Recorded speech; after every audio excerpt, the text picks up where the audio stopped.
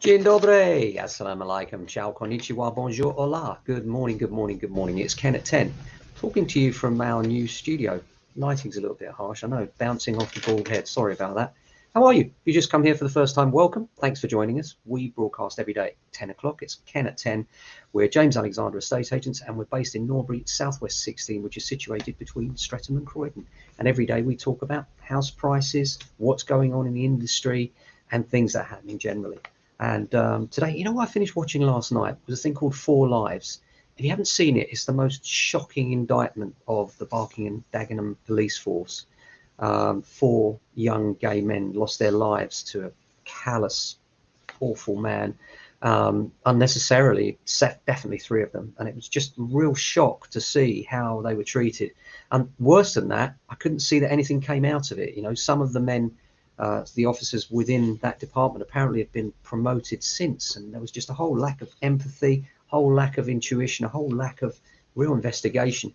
It was actually the parents that solved the murders rather than the police. But worth watching if you can stomach it. Four Lives, BBC. That's my recommendation on telly for the day. Apart from that, let's look at the news. BBC News says the average house price was 271,000 in November. Something from BBC saying that the shortage of homes for sale is driving up prices. This is something we've seen, and Charter Surveyors are saying this as well. Their survey found the number of new listings again failed to keep up with demand over the Christmas period, and some 69% of property professionals reported a rise rather than a fall in house prices. There is a whole lack of stock, and that continues to drive popularity and cost. It's a real dilemma though for sellers, because if you're thinking of selling, normally there's a traditional trend where we can say that honestly the spring's a really busy time, it's a great time to market, there are lots of buyers out there. There are also lots of sellers, so there's more competition. But when we're in a booming market, a really busy market where confidence is high, it doesn't really matter so much. You know, you can market in the middle of winter like now, and you'll find that there's good demand and there's not much competition. No one else out there selling. There is a flip side, of course, and that is it's much more difficult to find somewhere to go. So if you're looking for somewhere to go, that's a real problem right now for many. And you know, we always say if you can't find what you want where you want, you've only ever got two choices: more money, i.e. higher budget, or other areas. And that is expand the area around where you thought you were going to live, and perhaps look at areas that are more peripheral, that might give you more value and therefore might give you the needs, the wants that suit your lifestyle. And often by having an open mind on area, you've got a much better chance. Well, actually, not even often, always, you've got a much better chance of finding. If you've got a few alternative areas as well, that's great. I appreciate for some people it's very narrow. I mean, some people literally want a specific street only. And there are specific streets in our area that get requested again and again. Christian Fields is one that comes up time and time again.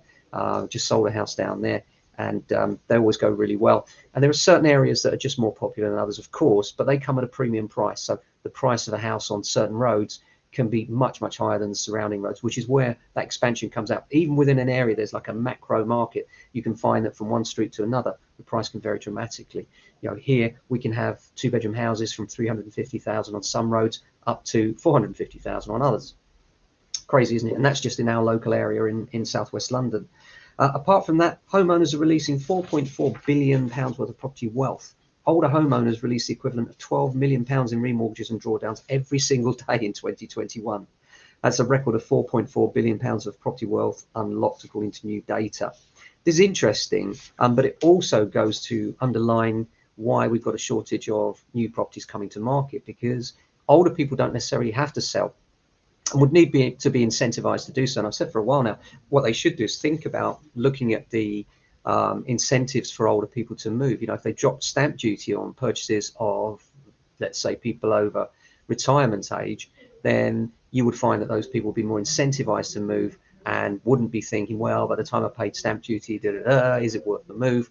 Whereas if they time limited a move, if the government said, right, for the next 6 months, if you do sell a house and you're retired, then stamp duty is not chargeable on the one you're buying, it might just incentivize a few of those out the woodwork, because a lot of family homes are tied up. And when you've got equity release now, and with equity release, many times now what we find is people can take their homes, look at the equity available to them, release that equity, and even not pay the mortgage. Believe it or not, they can not pay the mortgage right up until they pass, and then at that point the mortgage debt is rolled up. these lifetime mortgages are becoming more and more popular. This is not financial advice, and you should take specialist advice if you consider doing such things.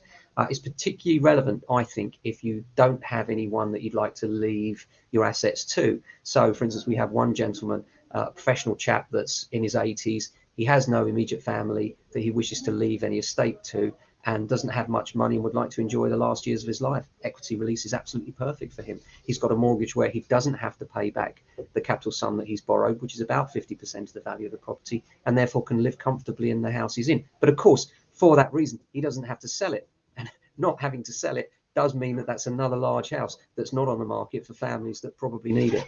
And that does stifle the market to some degree. And so this property wealth release is actually symptomatic of a lack of availability of larger properties in my view.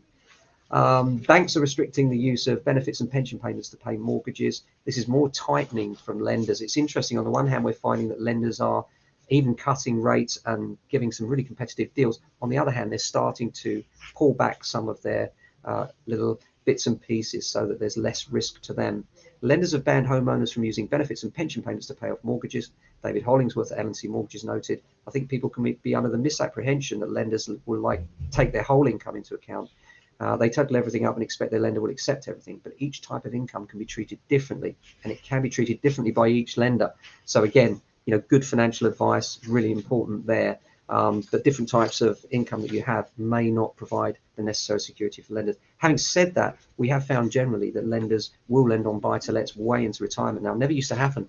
There used to be a problem if you were past 65 and you had a buy-to-let investment.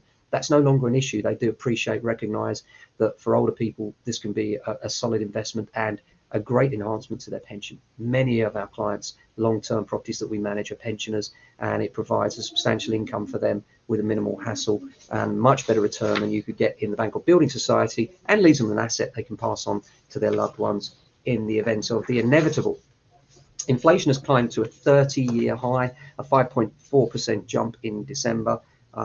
This again is, worrying about interest rates. People are considering that interest rates go up. Saving rates have already gone up, and some base rates have gone up most base rates have gone up with lenders, but there are still deals out there. In some cases, the deals out there now are better than they were before the interest rate rose. How weird is that? That means that the lending market is so competitive now that lenders are even holding back their rates and even reversing that a little bit in order to obtain a larger slice of that market. Because remember, lenders, they do want to lend money. It's their business. If they don't lend money, they don't make money. So there are people out there that want to lend you the money. And if you're in a position to get it, then you will find that the rates are very competitive across the board. In terms of what we're doing today, I've got to go. I'm meeting uptown today. One of the people that we are retained by has asked us to go and have a chat with them. We also act for buyers as well as sellers, and we charge a commission in order to find, secure, and negotiate properties for them. And that's both auction or on the private market, and it's something that we can help you with if it's something that you're considering doing. If you want a hands-off type of scenario, we can certainly help you with that. Apart from that, some good valuations coming in as well, good strong valuations so far this year, but there is definitely a lack of stock, particularly at the middle market.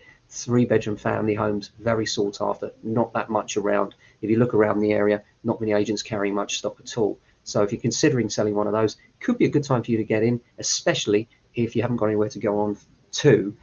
The other thing that I noticed was that there's been a study done recently where sellers are getting a 10% premium, allegedly, for properties that are vacant.